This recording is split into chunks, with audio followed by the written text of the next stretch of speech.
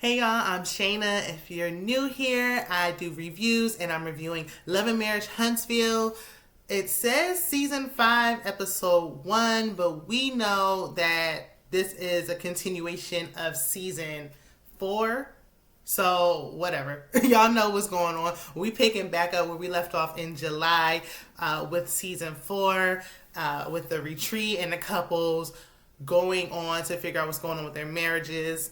We're going to definitely get right into it. Before I do, make sure to help out a baby YouTuber like myself. I'm almost at 100. I'm trying to get to 1,000 like yesteryear. So like, comment, subscribe, share, tell a friend to tell a friend.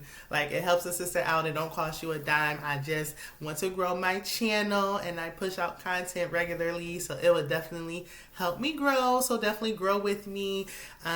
If you like this type of content and you like this video, I will be dropping a lot more, so there's plenty more for you to look at to keep yourselves entertained. But I'm gonna go ahead and get into it.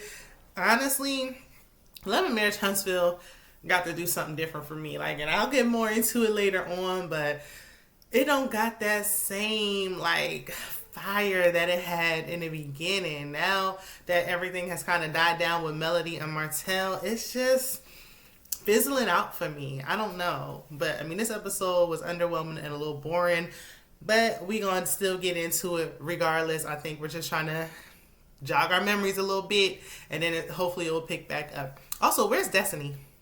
Why is Destiny in the intro? I forgot she was a part of the cast. I almost forgot about her, honestly, and I hate to say it. But we pick up where we left off with the season ending in July. They show flashbacks of the earlier seasons and what's going on with Martell and Melody and all that. And so we start with Martell bringing the kids to Melody's event. And Martell and Melody are talking alone because Melody's mom kind of ushers the kids out of the room so that they can have some time to talk. It's very awkward, very just uncomfortable for them two, probably the cameraman and everybody else that's involved. I think Martell just simply did this because he didn't bring the kids to the book signing, so he wants to always hold this over her head that, well, my weekend, I brought the kids to your event and you didn't do it for me, even though they had deaths in the family, this and that. You don't know what she had going on. You didn't care. You just want to prove a point and be smart. That's all that was. So we move on. We see at the retreat that Kimmy and Maurice show up first to the couple's retreat. Dr. Francis was there with his wife. He got to meet her. She's very beautiful. And the Whitlows show up and everyone is waiting for the Scots 1.0. So they're talking, Dr. Francis is talking to the couples that are there. Tiffany like abruptly just leaves to take a work call. No, excuse me, I'm sorry. Like, do you mind? It's just going to take a second. It's a work call. She just wasn't polite at all. Very rude. Just jumped up and was like, I got a call, bye. Like, she don't want to be there and she don't care. And why are you here? Did they say, like, look, it's in your contract, you have to come? Because honestly, we could have did without them, for real, for real. But Dr. Francis got his own confessional. And I said, not Dr. Francis getting his own confessional. Y'all got him. Move the Whitlows out the way and get Dr. Francis and his wife to be a part of the cast, okay? He's been there from the start. We met Dr. Francis before we ever met Tiffany'S, so shoot. Might as well have him on there. But, he was there, and Marcel and Tisha said they were on their way to the retreat. They had a bunch of excuses. Finally, they get there after they said that they were late because the dog got sick, the nanny wasn't there, the this or that. They ended up saying that Tisha had lost a close friend, one of her good friends from college, and they found out on the drive there. But to me, did anybody else pick this up? Let me know if y'all felt the same way. I felt like they were kind of reenacting losing the friend. Like, I felt like she did lose her friend because she was, visibly upset in the confessional and things like that. I do believe that she lost her friend. I just don't, something's telling me she didn't lose the friend on the way to the retreat. Like, maybe she lost the friend that week and it's like, we lost a friend. And they're just using it right then and there because why didn't you, As soon as it happened, I wouldn't have came to the retreat and be like, oh, I would have been like, look, I'm calling y'all on the phone. I just lost my friend. We might not even be able to come today, or we need a few minutes. I'm running behind. I need to find out. I just found out I lost my friend. Something. I would have been calling Dr. Francis on the phone. But, to me, it just seemed like, yes, it did happen, but maybe it didn't happen right then and there. Like, they try to make it seem like it did. Especially when Marcel was rubbing Tisha's back and stuff. I'm like, okay, that's just my thoughts. But, so sorry for her loss. So, Martell picks up his mom to get the kids because it's their last day of school. And, of course, they're talking about Mel because what else would Martell be talking about? That's all he talks about. There's nothing else going on. Like, if I was I would be feeling, I know she's not a part of the show, but he can't stop talking about this woman. So, Martell's mom is just sitting there complaining about Mel along with him. She gonna defend her son whether he's right or wrong. It doesn't matter. Her son can do no wrong in her eyes, because that's her baby. And even though she's a woman and a mother, that she should understand as a woman first that what he did was no good, and just empathize with what Mel has gone through. Mel's not my favorite, but anybody, especially a woman and a mother, should be able to sympathize with what he's put her through, but not his mama. Nope, she gonna have her son's back. She don't care. So, he was telling her like, oh, and I bought the kids on my weekend, just like we knew he would. He couldn't wait to brag and say, on my weekend, it was my time, but I bought the kids over anyway. That's why everything he does is inauthentic. How did Mel stay with him as long as she did, is what I'm wondering. And so, it's really sad to see that Mel and Martell's mother's relationship is so strained, because they were really close. I remember, before they got the divorce, Mel was going to her house for advice and all that. So, and even after, when they first separated, she said, you're always going to be my daughter-in-law regardless. And now it's really sad that it's come to this. It really is. And I wonder if they weren't on this show, even if they had gone through the divorce and the same thing happened, if her relationship with Mel would still be better than what it is today. So we're back at the retreat, and Dr. Francis addresses Tiffany walking off to take a call. He gonna cut Tisha and them some slack because they had a loss, but he gonna put his foot on Tiffany's neck because, girl, you were supposed to be here, you committed to be here, but you're not committing to be here. You're over there somewhere taking calls. Dr. Francis and his wife committed to be here. They sacrificed their time. Everybody else, had to show up. Because, he's telling Big Lou that, it's kind of basically disrespectful that Tiffany walked away and that their marriage needs to be the number one priority. And so Big Lou was like, he was like, well, I'm here and I can only speak for myself. Yeah, but you're a couple.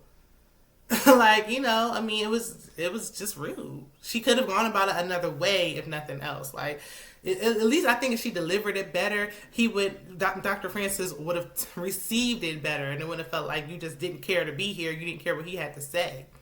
So, Big Lou went and got Tiffany. He was like, hey, they're going to have something to say about you taking this call. Because she wasn't even on the phone. She like, oh, I just got done. I'm checking emails. I don't think girl, you wasn't on no phone call. Phone call that lasted 5 minutes. They really could have sent you whatever they said on that phone call in an email, honestly. And she like, okay, because before this she was like, well, where are the Scotts? Like, why y'all worried about me? Because you need to worry about your marriage. And that's what Dr. Francis ended up telling her. Like, okay, you worried about who wasn't here.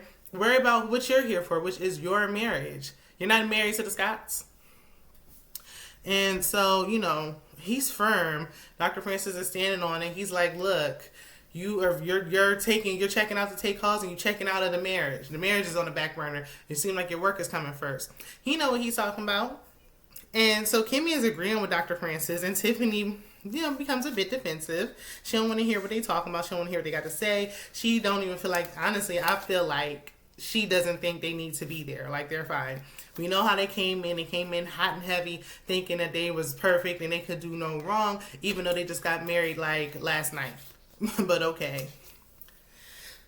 So the couples do an activity where they have to tie a rope around their ankle and walk around for like 10-15 minutes with their ankles tied together, and it just shows like the dynamics and the structure of their relationships. like a power struggle type of thing. Tisha and Marcel do the best. Because Marcel was, kind of taking the lead and she was walking with him and they were jumping around. And Tisha's like, I think we did so well because we've been together for like 16 years.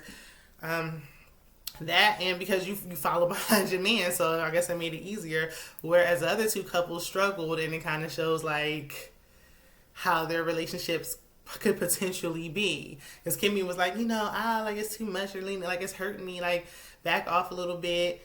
And it shows like he wants to be controlling like Marcel, but Kimmy is not as submissive as Tisha is. Like, she gonna have an opinion, something to say. She's not gonna sit back and she don't got that old school, I'm gonna just sit back and be quiet. Which is funny because Kimmy and Maurice, even though they are still fairly newlyweds, they were dating. Let's not forget, she tried to act like with this cheating scandal that, they just started dating for like a day before they got married. But y'all was dating and living in the house for like 7 years before y'all got married. So you would think, even sometimes people feel like, well, we gotta date longer, we gotta date for all this time before we get married, because it will strengthen the marriage. People be dating for 10 years and get divorced after one. It's something about like dating versus being married that it's just different. And Tiffany, she was just like, Lewis, pick me up. Like, I don't want to do this. And I think she just wanted to be saved. Like, that's why let's not forget, she rushed him to marry her. She asked him to marry her, and they had the wedding right then and there that day. How? I don't know how they got a marriage license and all that same day, but that's what they did. So Melody visits Stormy in her zen room at her beautiful home. And Melody vents about Martell's mom with Stormy and the negative comments that she made.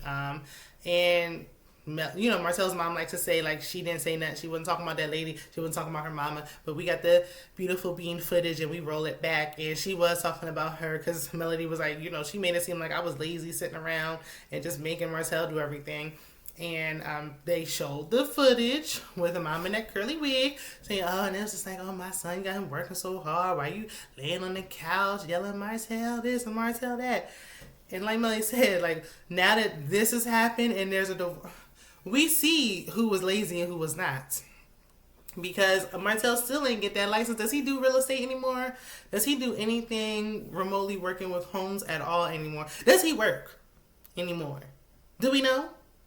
Ever since him and Melody broke up, Melody, she can do whatever she's a boss. She's doing all types of things. Where Martell is crying about struggling all the time with an extra mouth to feed.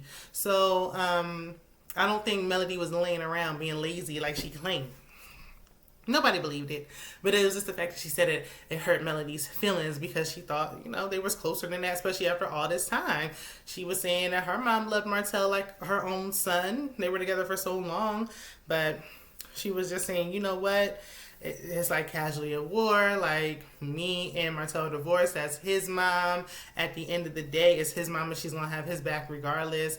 Point blank in the period. So she's going to have to love her from afar. It sucks that their relationship is never going to be what it used to be. Like, maybe they'll get back to the point of being cordial, but they're not going to be as close as they was.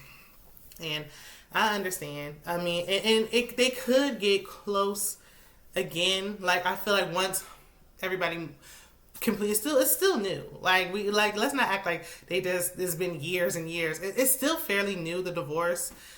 In the whole situation. I mean, Martell's youngest is still a baby, so it's still new. Like, it's scabbing over. It's not a healed wound. I think once the years go by and Martell moves on completely and Melody moves on, it could get that way. Because I know with my ex, my son's mother, I used to feel the same way. Like, she's got her son back even when he's wrong or whatever. And we fell out and we weren't talking. We didn't talk for a year. I mean, at all. Like, did not speak.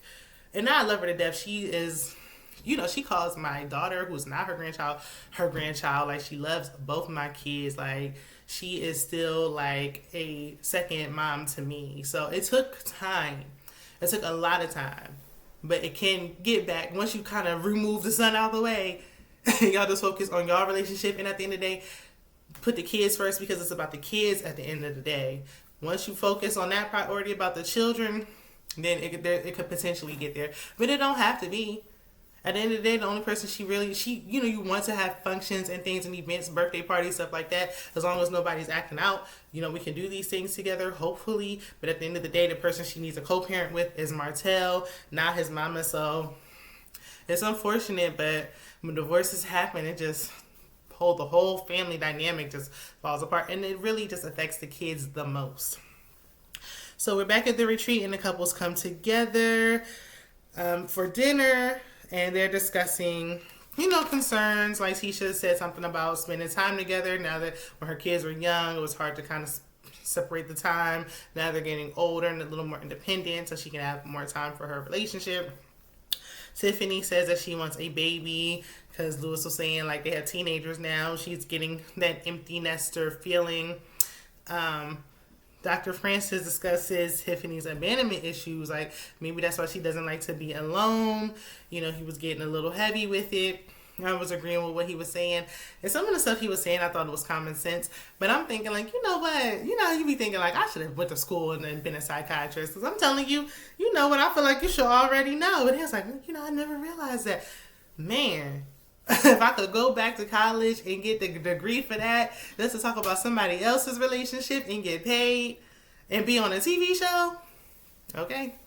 But Dr. Francis has been married for 43 years, so it's not like he's just talking like these matchmakers and stuff who's single. Nope. He's talking it and he living it because he's able to stay in his marriage, and that don't always mean something because sometimes people be staying in toxic situations, but he's giving healthy advice, which would lead me to believe that I hope he has a healthy marriage. So Tiffany identifies with Dr. Francis' comments. She says she doesn't even like being alone and all that. And I'm wondering when Tiffany and Lewis' sons are like grown and out the house, if they don't have this baby, how their dynamic of their marriage is going to be, because I feel like she wants to focus on the baby and have like a family dynamic. But when they're grown and you just have the only person you talk to is your husband, what are you going, will y'all stand the test of time? How will the relationship be? Do y'all even really like each other?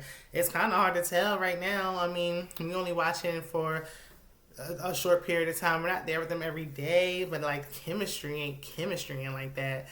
Like they try to say it is, but I don't see it. Just like I don't see that Tiffany's 34. But I mean, I digress. So Marcelo asks, why would you want to bring a child into the relationship? Y'all don't have time for each other now. And she was like, well, I thrive in chaos and there's never a good time. I think Marcel has a good point. I mean, yeah, sometimes life is always happening and you shouldn't put your desires on hold for that. But I don't think they want no dang on kids. Like, I don't think she want no baby. She just wants something to do. So she don't have to focus on Lewis. And yeah, why would you intentionally, if it was unplanned or whatever, fine. If you felt like, okay, we're in a good spot, we have a baby, fine. If you feel like it's chaotic right now, yeah, why aren't you trying to bring a human life into this situation? Marcel's right. We don't like to give it to him all the time because, he be sarcastic and we don't like the way he treats Tisha, but he be making good points now. Kimmy says they're not receptive to Dr. Francis and they're not being transparent. They're not open to it, and they came in there acting like they were the experts and all this stuff because Lewis said something about he's a teacher in a relationship, and Tiffany was like, teach me what? Then she cleaned it up and was like, we teach each other. Yes, girl, that's what you should have said first. Yeah, you teach me things, and just like I do the same for you because we're teaching each other because it's a relationship. I think Tiffany wear the pants and Lewis just sits back and keeps his mouth shut, but I don't know. I'm just speculating. But like Kimmy said, they're not being as transparent as they claim to be. When she is giving some little, crumbs to act like she's being transparent, it's surface level. It's not really going deep. And we know, as far as her adoption and her past and her history with that. But as far as a marriage, we still don't really know nothing. We know about just as much as we know about Destiny and whatever she got going on. Nothing. We don't know nothing. But let me know what y'all think. How did y'all feel about this episode? It was a little slow. Like, let me know what y'all are thinking as far as what's next to come with Love and Marriage Huntsville. How long can we have Melody and Martell on there separate? Like, how long is this dynamic actually going to work? What do you think about what Dr. Francis had to say? And what you think about the Whitlows? Do you think they're being transparent? Let me know. Let's have a conversation in the comments. Be sure to like, share, subscribe, hit the notification bell, do all that. So y'all know what to do. Just hit it. It take a second, but it will make my day and push me to keep pushing out these videos. Otherwise, I will see y'all in the next one. Bye.